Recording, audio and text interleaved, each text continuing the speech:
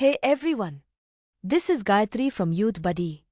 Dear Indian students, professionals, and everyone exploring or adjusting to life in the USA. Tuning in. If you are someone who feels confused about what to eat, how to find vegetarian options, or how food habits actually work in the USA, this is especially for you.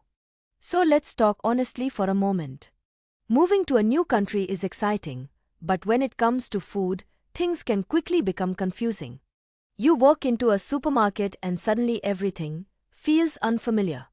Labels are hard to understand, ingredients are not always clear, and sometimes, even something as simple as chips or soup might contain hidden non-veg items. And when you eat outside, portion sizes are huge, spicy food doesn't really feel spicy, and tipping might feel awkward if you are not used to it. All of this can make you overthink every small decision. Can I eat this? Is this vegetarian? Where do I even find Indian groceries? If you've had these thoughts, you are definitely not alone.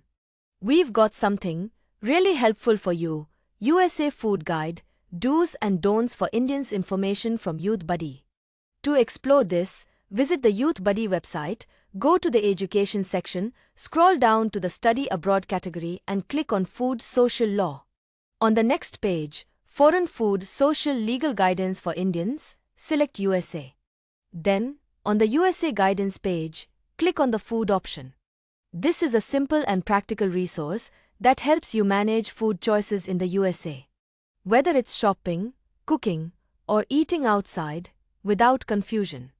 Now let's quickly see how you can use this in your daily life. First, grocery shopping. Don't rely only on regular supermarkets. Try Indian stores like Patel Brothers or Apna Bazaar for familiar essentials like rice, atta, dal, and spices. When shopping at places like Walmart or Costco, always check labels carefully. Some products may contain hidden ingredients like gelatin or animal-based broth. Next, simple substitutions. You may not always find exact Indian ingredients, but there are easy alternatives. For example, use Greek yogurt instead of curd, chickpea flour instead of besan, and white whole wheat flour if atta is not available. Then, eating outside. If you are unsure about ingredients, just ask. You can say, "Can I get this without chicken, or is this cooked in beef broth?" Most restaurants are happy to customize your food. Also, explore different cuisines like Mexican, Mediterranean, or Italian. You'll find plenty of vegetarian options. After that, cook smartly.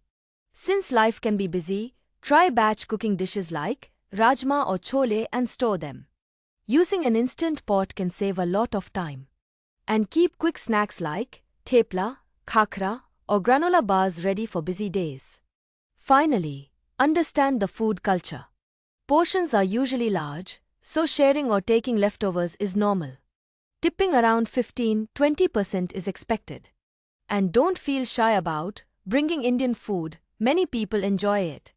Just avoid very strong smells in shared spaces. Also, people usually don't share food unless discussed, so ordering individually is common. Now, a couple of quick things to remember.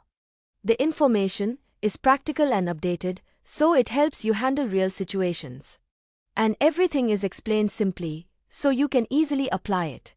At the end of the day, food is a big part of our culture. Even in the USA, you can maintain your preferences, stay comfortable, and still explore new cuisines with confidence. Just stay aware, ask when needed, and slowly, everything becomes easier. Stay tuned for more useful info.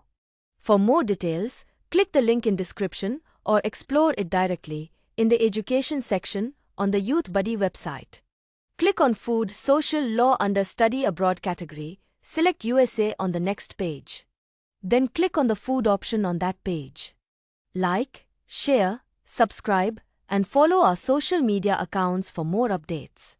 Yours Gayatri from Youthbuddy, signing off.